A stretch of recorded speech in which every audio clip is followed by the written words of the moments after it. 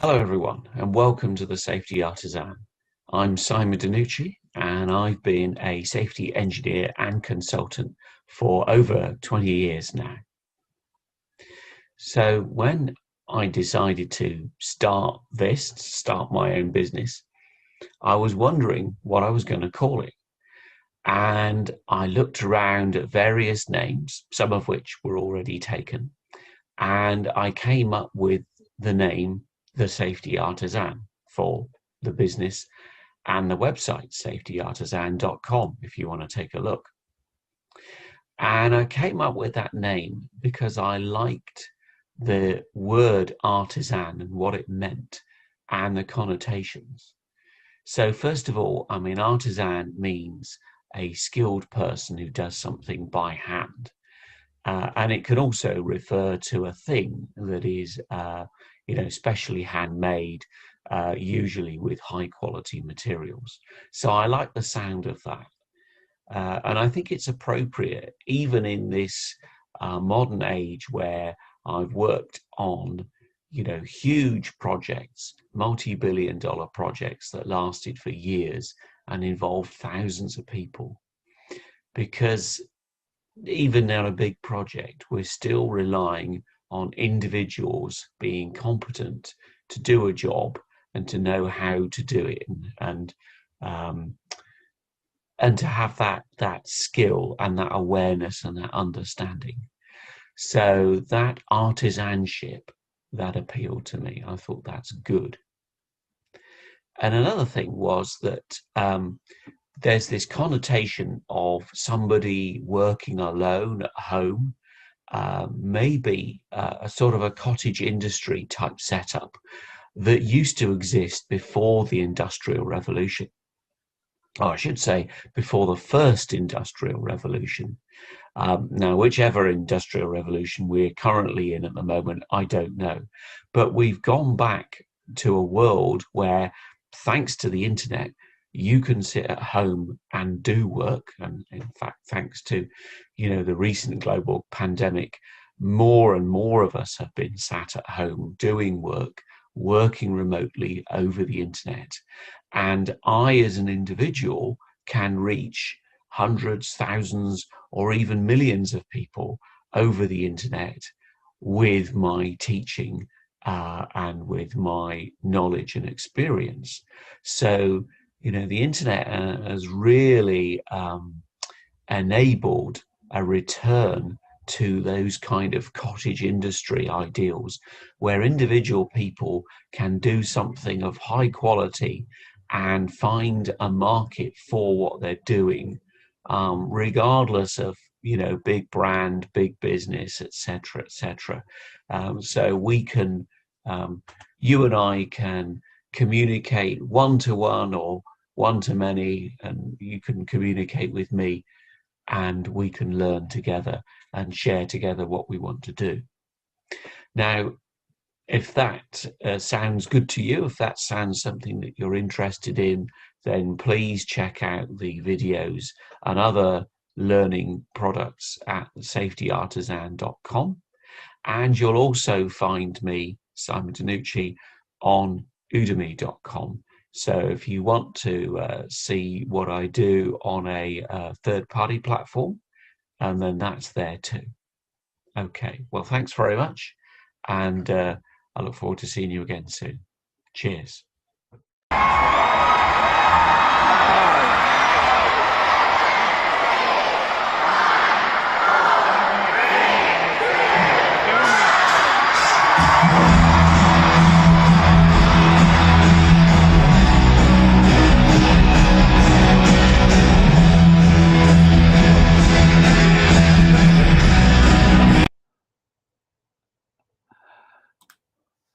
Right, well, that's enough of that. Thank you very much.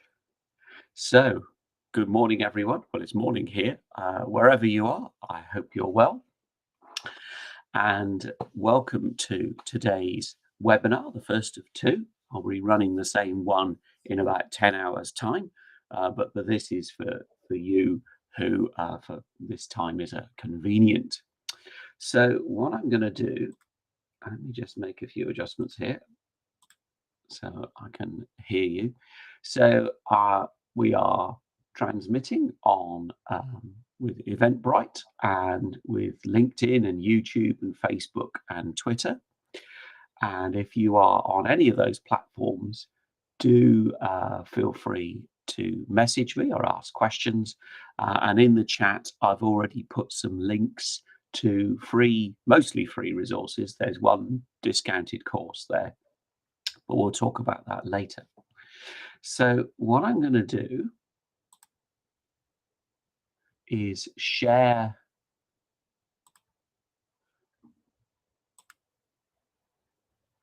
a screen with you. Here we go. Yes, it just needs a bit of help. And I'm going to move to, here we go. So what we're going to talk about today is how to identify and analyze functional hazards. And by functional hazards, I mean where typically a computer system, some kind of programmable electronic control system, is controlling effectors, so sensors or some kind of movement or vehicle, or it's presenting safety-related information to humans who then make a decision that may have safety consequences. So this is the third of my current series of free webinars from the Safety Artisan, which I hope you are enjoying. Okay. So a quick word about myself. I've been in the business of system safety for about 25 years now, and I've worked on a wide variety of systems. So lots of aircraft, ships, submarines, air traffic management systems, trains and software, a little bit on vehicles and trains, I should say. And I've worked on some really small programs, which has been lovely, to some ginormous programs, including Eurofighter and Future Submarine, both of which were, slated to be tens of billions of dollars. And the observant amongst you will have noticed that the Australian Future Submarine program failed. So I've got the scar tissue to show for that from other things. And it's from those experiences that I can share with you what works and often what doesn't work. And I've lived in Australia now for just over 10 years and worked here. And before that, I had a full career in the UK. And I've worked on a lot of US and European programs. So I've seen a great variety of ways of doing things, okay? And there's no right or wrong way to do safety. Different nations do it in different ways. Different cultures do it in different ways. But it's understanding, what's appropriate to do in that situation. And I've also had the privilege of teaching hundreds of people in the classroom and thousands online. And I've also been lucky enough to present on safety topics at several international conferences. And I'm just going to go back and double check because can I just make sure, can you all hear me? Can somebody send me a message in the chat? Or if you are on Eventbrite, you'll be able to send me a private chat message, and that's how we will do the question and answer session at the end. So can somebody just confirm that you can hear me okay? Thank you, Carly. Thank you very much. Thank you, Enda. Terrific. Thank you very much. So that's good because I did do one webinar where the sound didn't work and I didn't realize until we got to the Q&A session at the end. So that was very annoying, as you can imagine. Right, let's go back. Okay, that's enough about me.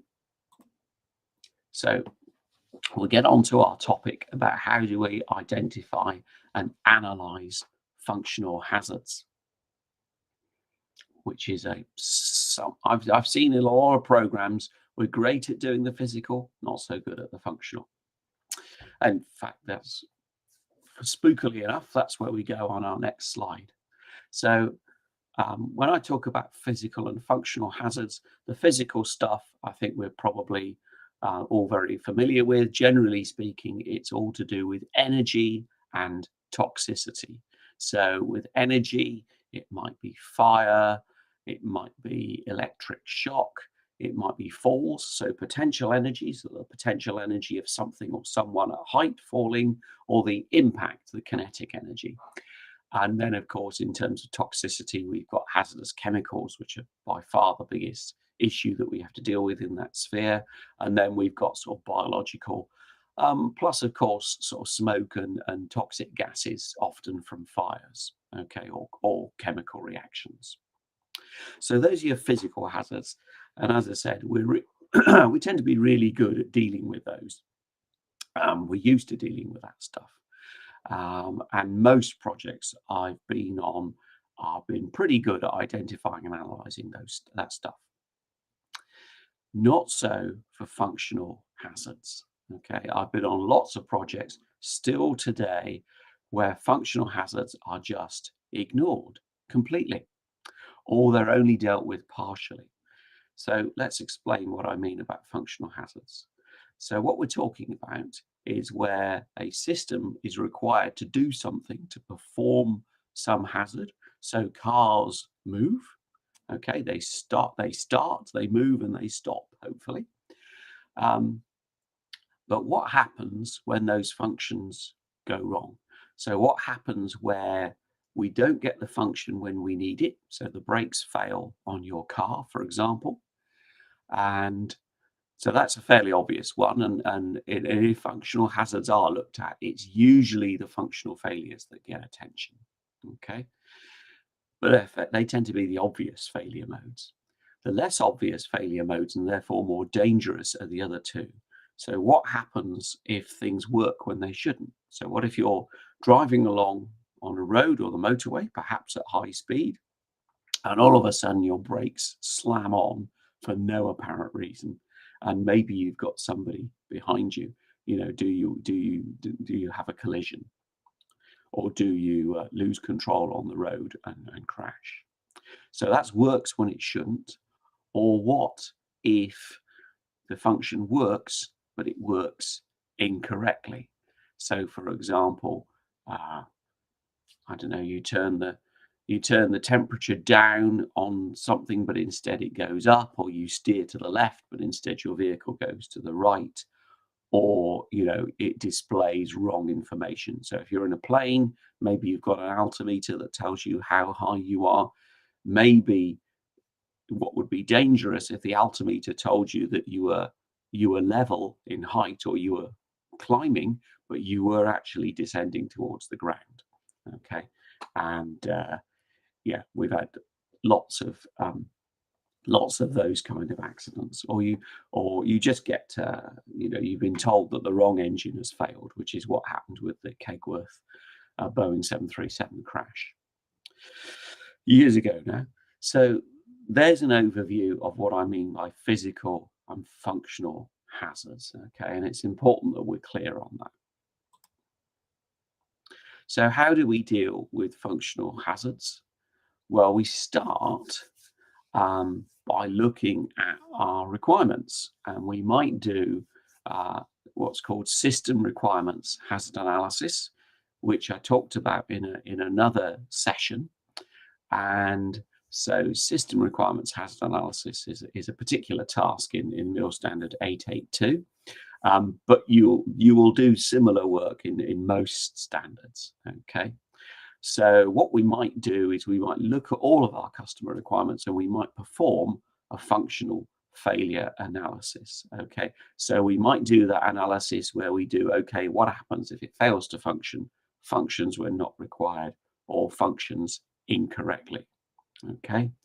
And as the picture on the right shows, I did a run through of how to do an FFA. I think it was at the last, yes, it was at the last webinar in April. And in the chat is a link to that video. So you can see me running through a very, very simplified FFA. so you can see what's happening there. There's also some information on how to do an FFA in the Preliminary Hazard Identification and Analysis Guide, the PHIA guide, which is also one of the freebies, and you can there's a link to that in the chat, okay, and I will send it to you afterwards as well. So what we can do with the functional failure analysis is we can identify those functions that could be hazardous if they went wrong, okay. Although saying that, functions can be hazardous even when they're working correctly in certain circumstances. And that's where we need to think outside the box and look at the context of what might go wrong. But this analysis will help us to do that by helping us to think in a structured way about what we're asking the system to do and what could possibly go wrong. Now, analyzing customer requirements will also do other things for us. Often the customer gives us, whoever they may be, says, you know, I want this, that, and the other. They want certain hazard or risk safety controls put in place, or they put certain regulatory requirements on us and say, you know, I've got to certify, or you've got to certify this product to whatever. So there will be some things in there where they identify specific hazard controls and also some big requirements that need further unpacking. And again, I talked about all of this in the previous session, okay, which you can get from the website. So going through the requirements is a very valuable exercise, and again, it's not something that is always done very well, okay. It's not something that's always done very thoroughly, and I spent quite a lot of time talking about that on the previous webinar. So let's move on. So once we've identified some potential hazards from our FFA, we then need to think about how software or programmable electronic systems might contribute to those hazards. And on the right there, we've got a little model which just illustrates that in isolation, software, programmable stuff can't hurt anybody. Okay, it has a logical state, but no physical being.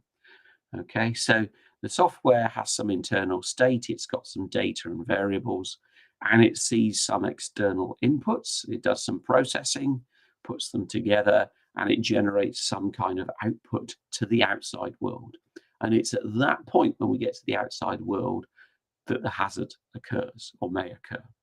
So either it's telling an actuator or a control system or a vehicle or something, a piece of machinery, to do something potentially hazardous, or it's given a human being wrong information or misleading information that could induce the human to into what we call erroneous human behavior, doing something dangerous.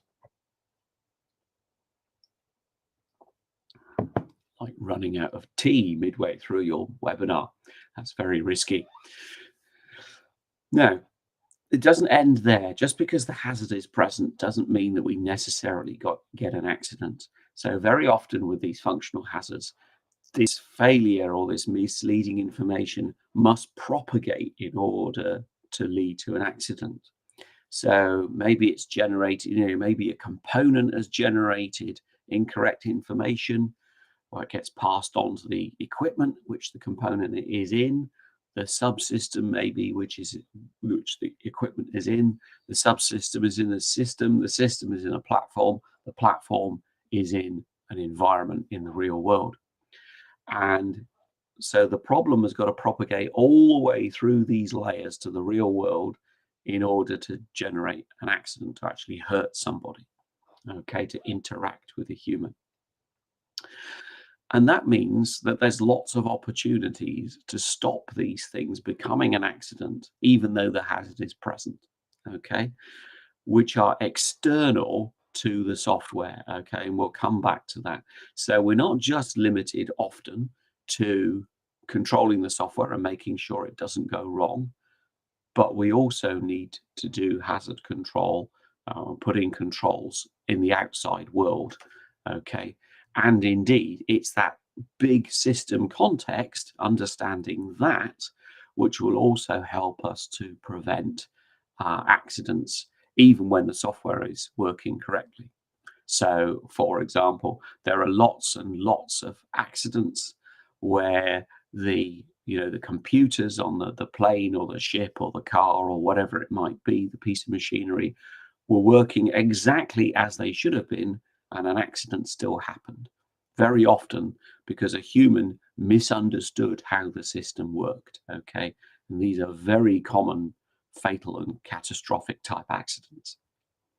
So that's it's both an opportunity to prevent accidents, and it's something we need to do. Okay, we must always look at software in context, because, as I say, on its own, software can't hurt anybody. It's all about the context. And I think on the left, I've said what I've just said, but in a few bullet points. So we need to think about what could go wrong, what are the causes and consequences. Let's understand the whole accident sequence. Let's identify effective controls, not just in the software, but right through the sequence. And let's understand either how software could cause a hazard, or if we're using software to control hazards, how dependable, how much reliance are we placing on that software? In other words, how dependable do we need the software to be? This is the key answer that we must come up with. Okay, what reliance are we placing on the software? And different standards do it in different ways. So if we compare some different approaches, so on the left there we have a model of functional safety, and this is the kind of model that underpins most, well, in fact, all functional safety standards. So that's IEC 61508 family. Okay, so we might have ISO 26262, the automotive functional safety standard. That's part of the family. So are the Senelec rail standards, the EN 5001 to 6789 series. 61511, which is safety instrumentation. Anyway, there's a ton of functional safety standards. They're all based on this model. So the idea in this model is that you have a level of risk with a system, and we assume that the system already has a basic control system. The car's got a steering wheel or whatever it might be. The chemical plant has some controls, but we've got an uncontrolled level of risk, which is too high. Okay, and we want to reduce it. So the model factors in other risk reductions. So those are the external things that we can put in. We can put in pressure relief valves on a chemical plant or stuff like that. We can do other stuff to stop it blowing up, but there's still an unacceptable level of risk. So we've identified all these hazards, and from those we've identified what they call safety instrumented functions, or SIFs, and we need to make the probability of those SIFs, we need to reduce it. Okay, so we need a protection system, and so depending on what safety integrity level, okay, we're going to get a certain benefit from those protection functions. So how much do we need? So the standard says we'll set a tolerable level of risk, and therefore we need to, that will help us to understand which kind of system that we need. So, and usually the SILs go from 1 to 4, where 1 is the least effective and 4 is the most effective. So as you can see in this diagram, in this supposed system, we need a SIL 2 system to get us under the tolerable level of risk. Okay, SIL 1 isn't good enough. And that's the model you get in functional safety. So you will do a sequence of tasks to get you there. You'll identify your hazards, you'll identify your safety functions. You'll typically do a level of protection analysis, a LOPA, LOPA. and you can use event trees and other things to do that. And then from that, you'll have identified all the other factors that you've got reducing the risk, and then you'll end up with a gap between where you are and where you want to be, and that determines the integrity of the protection system that you need. Okay, so that's how that family of standards does it. Okay. In the aviation world, which is the one I'm most used to, typically you will see in military systems, you'll see MIL standard 882 used as the system safety standard, and then we might turn to DO 178, the civil avionics and software development standard, to say, okay, here's how we're going to develop the software to the required assurance level. And how might we determine the assurance level? Okay, well, we might use typically fault trees, and this is you'll often see enormous quantitative fault trees in the air world. And I mean, here's a very simple example where I've got no light in the room, but imagine one of those things at the bottom. No voltage in the network. Maybe that was caused by a software failure. So we can look at the fault tree and we can say, okay, no voltage in the network. Okay, well, that's an OR gate there. So if that happens, it will go straight to the top event, except in fact, so it'll go straight to the top event, won't it, in that model? I should have picked, on the other hand, if I picked lamp 1 and said lamp 1 was software controlled, lamp 2 would have to fail as well before we had no lights. Okay, so that would be better, wouldn't it? We've got an independent system. If the software fails, there's still something else that keeps the lights on, quite literally. So that's the situation we want, where we don't have software failures propagating straight to the top event, straight to the hazard. Okay, anyway, that's just an illustration of different ways of doing it. Different standards do it in different ways. As I say, I'm talking about a couple of tasks in MIL standard 882, but you will see similar things in lots of different standards. So just keeping an eye on the time. Now, the way that 882 allocates software assurance or software integrity requirements, it does it in a particular way. Okay, so we'll just run through this briefly to illustrate.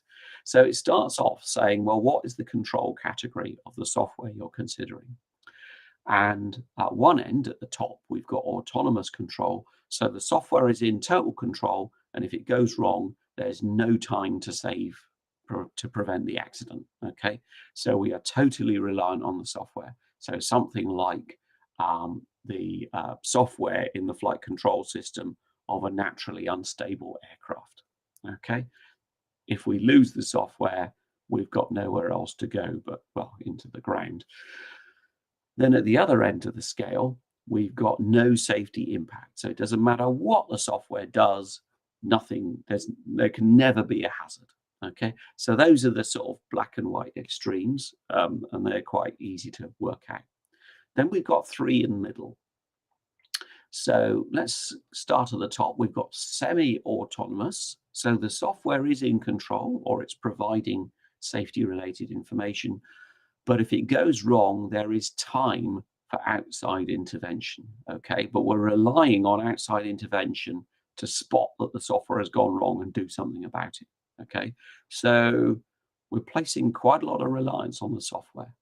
Okay, then preferable to that is redundant fault tolerant. So software control or software safety information is present, software generated safety information is present, but there are also multiple independent safety controls that are always there. Okay, so that's better than SAT, safer. And then finally, in that group of 3 in the middle, there's influential. Okay, so the software might tell us something misleading, or it might do something potentially hazardous, but we don't need the operator to intervene in order to prevent the accident. Okay, so there's some situation there. Maybe if the software fails, whatever it is controlling just naturally settles down into its own natural stability, and there won't be an accident. Okay, the thing might not be as efficient, and maybe that's why we wanted the software to do clever stuff, but it'll settle down to a sort of a basic functionality that isn't hazardous. So there's our 5 levels of SCC. And actually, I spent some time talking about that because that's the most difficult bit to do. Okay, once we've done that well, the rest is fairly easy. The other thing we need to consider, as we've worked out the SCC, and that's the column on the left, is we need to work out, okay, what severity of accident could the software contribute to? Everything from catastrophic, which in 882, that's 1 death, right through to critical, which is one or more severe injuries, and then marginal and negligible.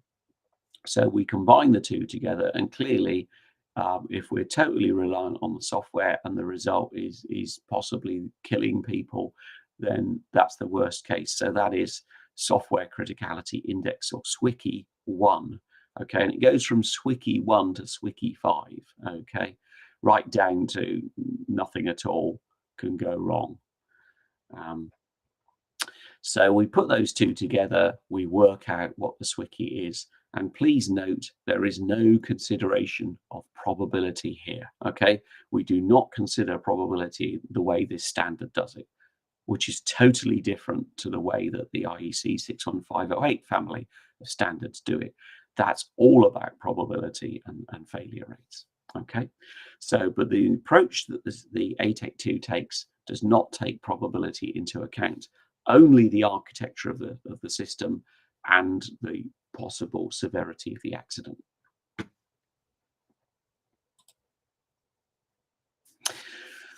Now, what that results in is a thing in the 882 that it calls level of rigor. So basically, level of rigor is how much trouble am I going to go to in order to generate software of sufficient quality and dependability that I can use it. And at the bottom, okay, if it's SWCI 5, doesn't relate to safety, we don't need any specific level of rigor, all the way up to SWCI 1, where we've got to analyze everything. We've got to perform safety analysis of requirements, architecture, design, and code, and we've got to conduct in-depth safety-specific testing. Now, this is an old-ish American standard, so it's all about testing. Okay, it's very heavily reliant on testing, as is the DO178 software standard, which is often linked with 882. We might also use, in the military world, we might use the JSSEH, which is on the Joint System Safety Software Engineering Handbook. Okay, the JSSEH. So that's freely available. You can download that off different sites, plus also guides on how to use it. So there's a whole bunch of rules in there about what you've got to do to your software to meet these different SWCIs, these different levels of rigor. But we can use any software standard. Okay, so we could use MISRA, which is the motor vehicle one. We could use that for to generate the software, or 61508 family, and they talk about SILs, safety integrity levels. We could use, if it's a vehicle, we could use the ISO 26262, and that talks about ASILs, or automotive SILs, or indeed we could use the current version of DO178, which talks about DALs, their development assurance levels. But they all mean the same thing. It's the level of rigor that we're applying to the software development.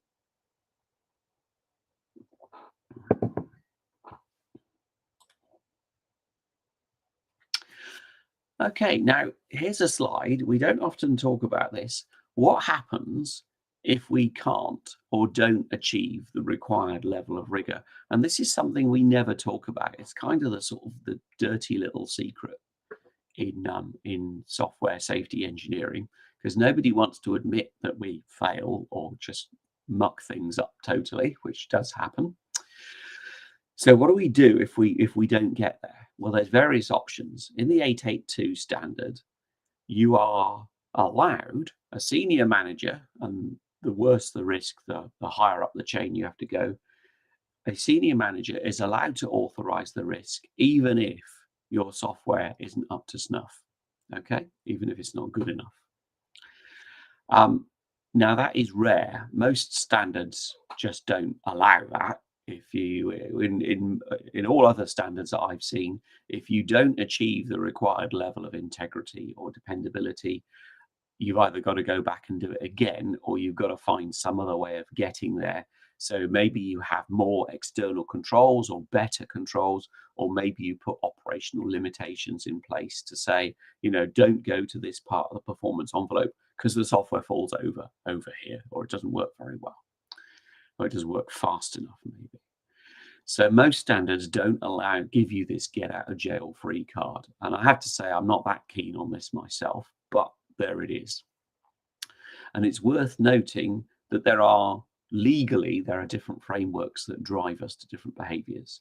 So in the US, when it comes to failure of a product that can hurt people, probably whoever developed the thing is subject to strict liability.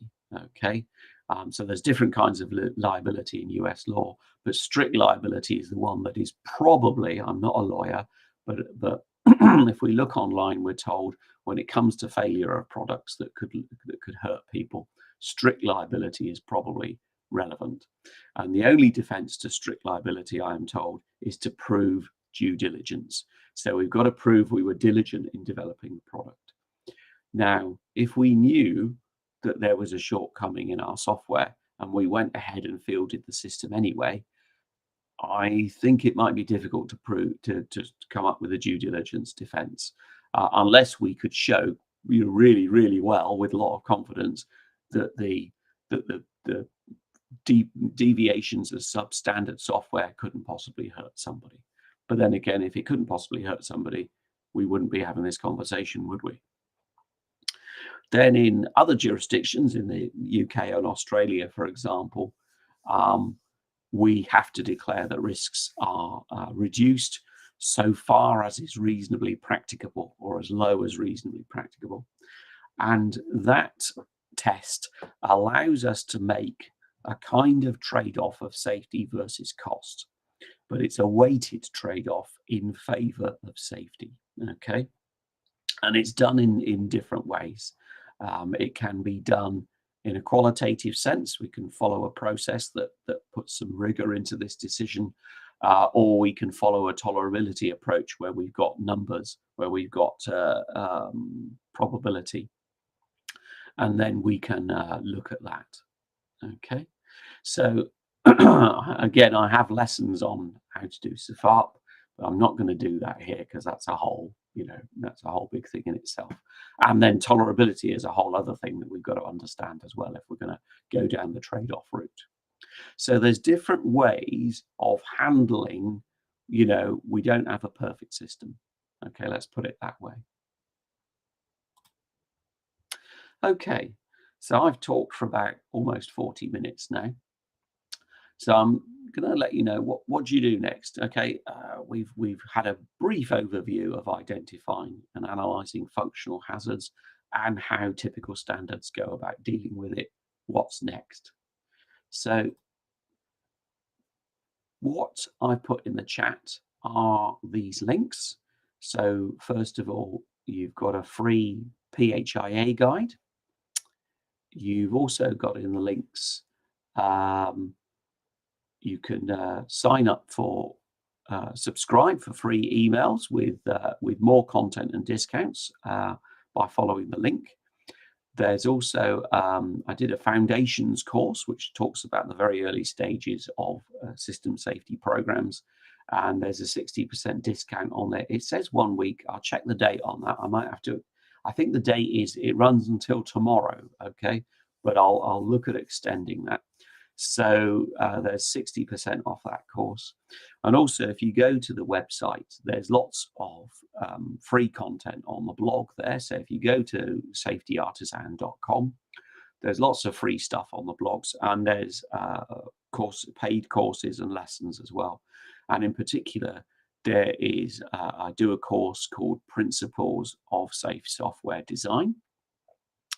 And there's a cut down version of that on Udemy, and I've got 500 and something students on that version. That's the cut down version. The full version is on the website only. Okay, so that goes through in much more detail how standards drive us to achieve this required level of rigor, and it gives you some context. I gave you a little bit of context here. We go much more into that and put some figures on the types of accidents that happen, and therefore understanding what we can do about that.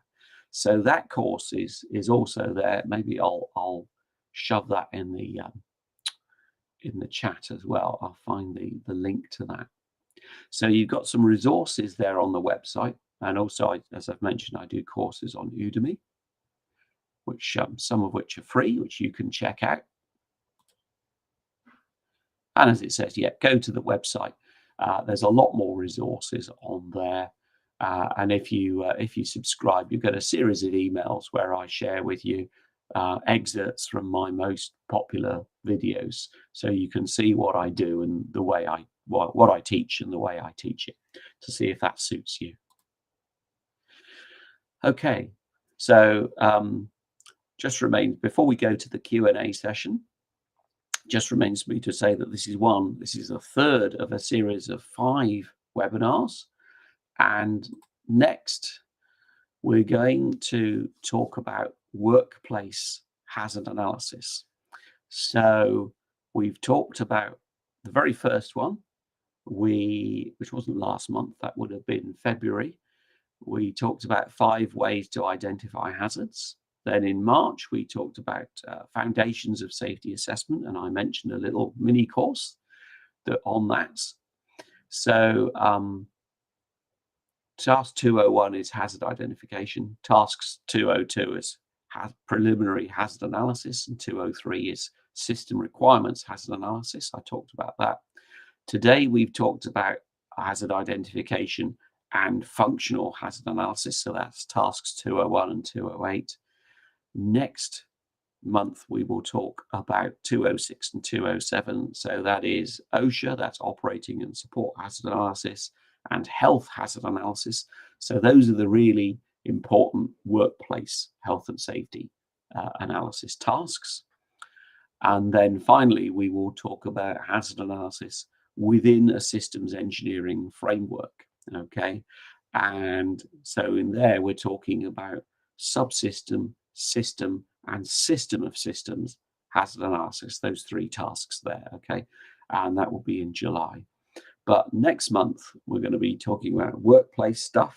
So I put in some pictures of, people wearing protective gear and doing stuff like welding, and obviously wielding a pen is very, very dangerous in the workplace. Actually, it is.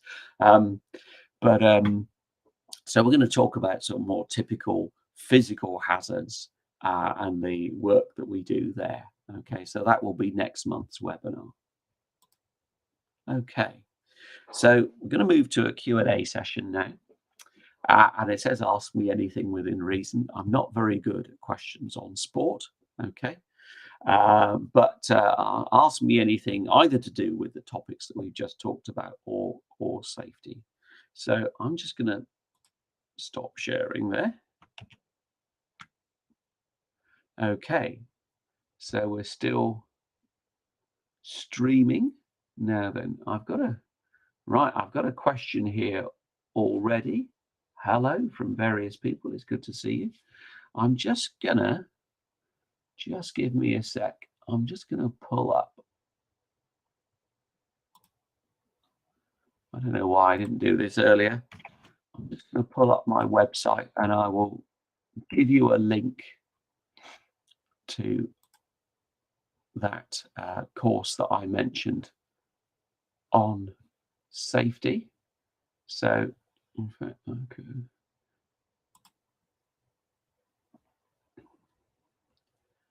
Right, that's just working away.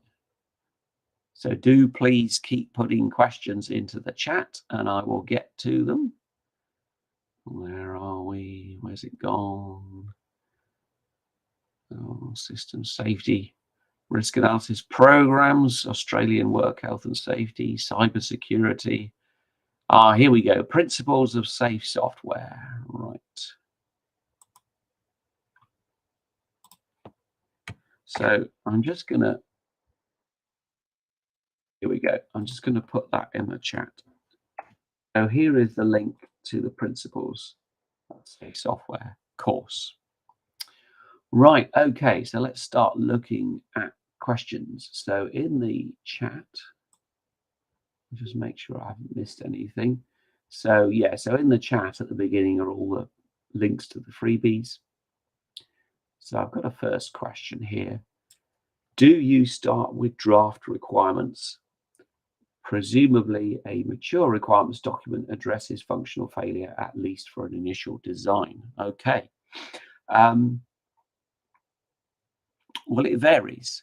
If you're lucky enough to get a set of draft requirements from either the customer, the ultimate customer, or the next person up the food chain, then great. You can do some early analysis on that draft, and then you can suggest maybe some changes to the specification to say, well, actually, it would be better if you specified this, not that, or we can't do this, but we can do that.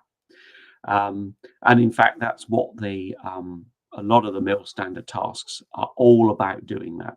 They're about doing analysis of the requirements to identify the hazards. And then you look at it and say, well, actually, ideally, we'd like to eliminate these hazards. So maybe we need to change the requirements so that we can eliminate the hazards, or, it might drive the architecture. So ideally, yes, we'd like that interaction, we'd like that iteration as we take the requirements and do some analysis and make them better. Okay, and in the perfect world, we would have enough time to maybe do that more than once. And in fact, at different levels of the design, as I'm assuming we're going through a sort of a V model, a classic systems engineering, we would be doing that at every level of decomposition as we go down the V towards the code. Okay. But very often we have to start with a customer requirement. So maybe the customer has only given us a concept of operations or a general set of requirements, or maybe they've given us something more detailed. And it doesn't actually matter, even if the customer requirements are rubbish, even if they're really bad, and I've seen lots of really bad requirements, it doesn't really matter too much, because if you do the analysis, you can identify, well, first of all, doing the analysis will help you to identify the bad requirements.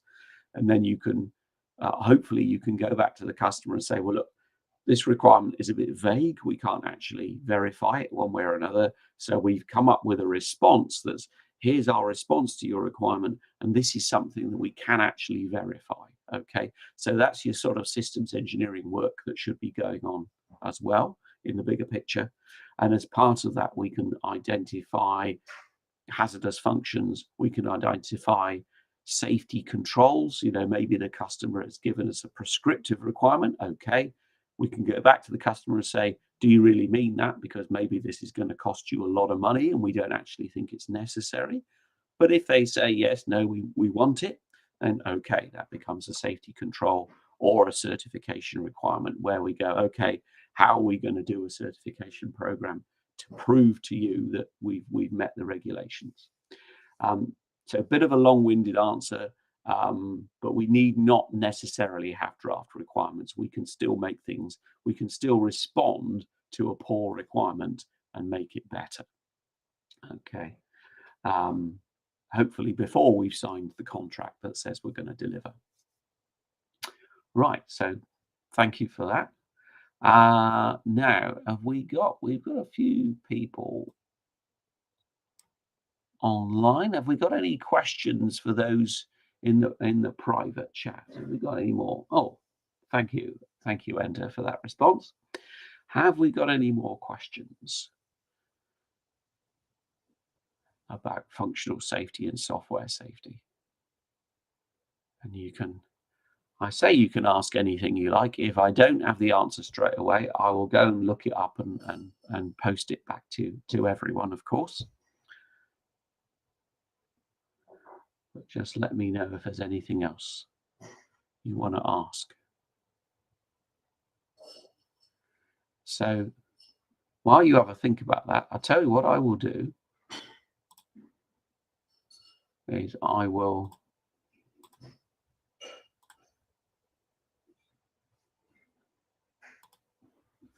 just going to share with you. I mentioned the website. So here we are. And we've got the sort of the hero bit at the top where we go, I love me. And what you'll see is all of these things along here. These are the free blog posts. So there's a variety of topics, as you can see. So there's the blog post, and I do lessons on system safety assessment and work health and safety. There's some more about why I did stuff, and some people have said nice things. And then if we go to courses, you can see there's some free courses. So we've got Risk Management 101, which is really about the fundamentals of risk management and what the basic terminology means.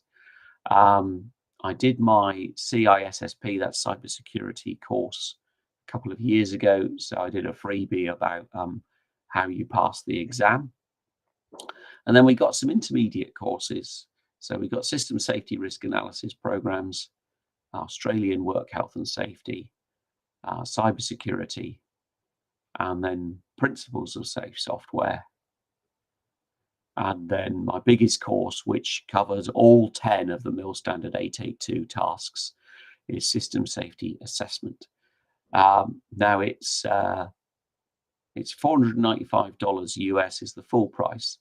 But if you sign up for, if you register and if you subscribe, you can get a substantial discount on most of these courses, actually. So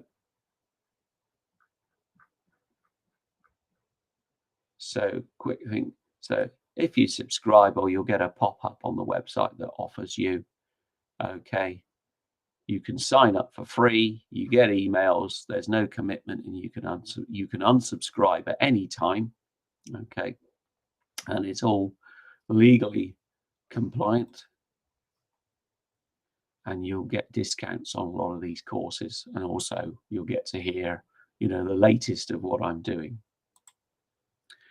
Okay, so a little plug there. Let's go back. Do we have right, another question, or two more questions? So I will go to Anoop's question first. Is FFA or FTA the best way to derive functional and technical safety requirements when C logical architecture are available? Sorry, is that SEA, Anoop? I'm sorry, I don't understand. Well, anyway, yeah, basically there are lots of different ways to derive these things. If you are doing a level of protection analysis in the 61508 family, the standard will offer you, I think it's 5 or 6 different ways of doing that. But most people use a level of protection analysis, which is in effect an event tree. So it's the kind of the opposite. If you see a bow tie, you imagine you've got a fault tree on the left, which focuses you down to the hazard, and then from the hazard you can use an event tree to develop the different paths to the different consequences that might arise, some of which involve harming people. So there's lots of different techniques for doing it, and it really depends on which standard or which industry you're in. Okay, but if you're starting from scratch, my advice would be start simple, and then if you can't derive a result, so when I say start simple, think about can you cut software out of the safety loop, or make the software completely non-hazardous? Can you do that? Ideally, if you can't, then I would recommend looking at external controls wherever possible, because developing safety related software is always going to be challenging. Okay, so it's almost always cheaper and better to reduce the reliance on software wherever you can. Okay, and then you would apply an analysis method that would suit what you're doing. Okay, and that might be a fault tree where you say, okay, I can control things before the hazard, or it might be I've got to control things after the hazard, or both, ideally both. So look at the big picture. Okay, don't get fixated on the software, which is what a lot of people do, and that will help you. If you've already developed your architecture, then you've already made all of those decisions and you're really stuck with what you've got. So in that case, you're going to have to look at the software itself and consider in detail how software failures or errors might lead to those known hazards, okay, within that architecture. And once you've understood how the software can go wrong, you can define more precisely, engineering development and analysis and tests to make sure that that doesn't happen. Okay, but the more precise your understanding of, this particular, if the software goes into live lock or deadlock, it can cause this. But maybe we've got a hardware watchdog in the processor or externally that goes, oh, the software is frozen, revert to backup control, whatever it might be. Yeah, but it all depends on how defined. If you've defined your architecture already, you've made all of those decisions effectively. So thank you, Anoop. I hope I've answered your question as you wanted me to. So I've got another question over here. Should a good set of requirements list the hazards that have been eliminated through the requirements? Yeah, I would say so. It need not be in the requirements, but you hopefully in the hazard log or somewhere else, we've gone through, we've identified, and this takes us back to the preliminary hazard ID. So we would start with a very broad and shallow hazard identification exercise. So we would identify everything that might possibly go wrong. And then with subsequent analysis, we might refine that and say, okay, we thought this might be a hazard. Actually, it's not credible. So we will close it, but we don't delete it. We leave in the hazard log or the hazard tracking system. We have an audit trail that shows us that we've considered these things and eliminated them or dealt with them in some way, okay, and what we've decided to do about it, okay. So that's how we would do that. Yeah, and the sort of supplementary question to that is, how is traceability from hazards to requirements handled? Okay, so going back the other way, it depends. So if we've identified a requirement that is actually a specific control, then we would just put that requirement straight into the controls bit of the hazard log. Okay, so we should have a list of controls in there. So we go, okay, the customer has said, I don't know, I want you to have a dual redundant braking system on this vehicle. So that's a requirement, and it's in the hazard log as a control with the reference to the requirement. And then, of course, that's great because the systems engineering people will be verifying that requirement, so the safety team doesn't have to bother. Okay, we don't have to generate any specific safety evidence. We just go, okay, when the systems engineering people have verified that requirement has been met, we can tick off that control. No further effort required from us, which is terrific. That's what we want. Otherwise, if you've identified hazards from a requirement, you should have a documented functional failure analysis table, and I show you, I fill in one of those tables in the example. Okay, so go and look at the link for that. So you will have a tabular record that says these requirements generated these hazards. Okay, so that's how that traceability would work through the analysis into the hazard log again. Okay, and of course, sorry, I didn't say you would be numbering all of you. You'll be giving unique ID numbers to all your hazards and all your controls. And if you're doing causes and consequences and other things, you would uniquely number all of them. So you've got traceability. Okay. So some good questions there. Thank you very much. We're coming up, we're out of time. So do we have any more questions before we wrap up? By the way, if you think of a question afterwards, please get in contact. You can message me on Facebook, LinkedIn. Well, yeah, I'm not on Instagram at the moment. Twitter. You can go to the website and ask a question. You can send me an email to admin@safetyartisan.com if you want to ask a question privately. And let me know if there's anything else you want to ask, and I will be happy to help. Okay. All right. Okay, just had a supplementary. So, violation of safety goals. Yeah, that's good. Yeah, if we know what our safety goals are or safety targets, yes, we can use our analysis methods to check for violations. Sorry, how? So the question I think is how do failures not violate safety goals? So there's different answers to that. So first of all, software is chock full of errors. There's going to be lots of errors in your software, but most of them will never lead to an accident. Okay, and it's understanding what errors could lead to an accident, what can't, is important. So that's the first thing to say.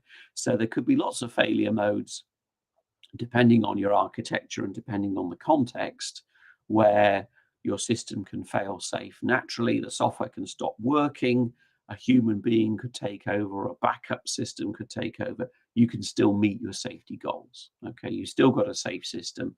You've just lost some functionality, and maybe you've lost the availability of the system. You've got some downtime because you've got to fix it, but it hasn't caused an accident. Now, how are those assessed against ASIL? So ASILs in the automotive world. So we're doing the SIL assessment that I discussed with the diagram of achieving the necessary risk reduction. But also ASILs add another thing in where they talk about controllability. So the idea is if your vehicle goes wrong, can the driver intervene and control the failure and avoid an accident? And sometimes the driver can. So if your safety goals say, okay, I only want the driver to take over, no more than once in, I don't know, 100 driving hours, let's say, you might be able to determine that you've got a failure budget that allows you to achieve that goal. Okay. Given the fact that there's some filtering going on with external controls that reduce the probability of that happening. So you could have a probabilistic argument for still meeting your safety goals. You could have an architecture argument because you've got backups, etc. There's different ways you can do it, okay? But it's all about understanding failures in context, remembering that software in isolation cannot hurt anyone. So how does that software-generated hazard propagate to hurt somebody? If you can understand that progression, you can stop it, okay? Hopefully. Right. Okay, everyone. Well, if there's no further questions, thank you very much, everyone, for tuning in. And as I say, if you do have any more questions, then do please get in touch after the webinar, and I will be happy to help. No, you're very welcome. Thank you. Okay, everyone. Well, I'm going to say goodbye, and I'll be back on again in 10 hours' time, or 9 hours' time now. And see you then or next month.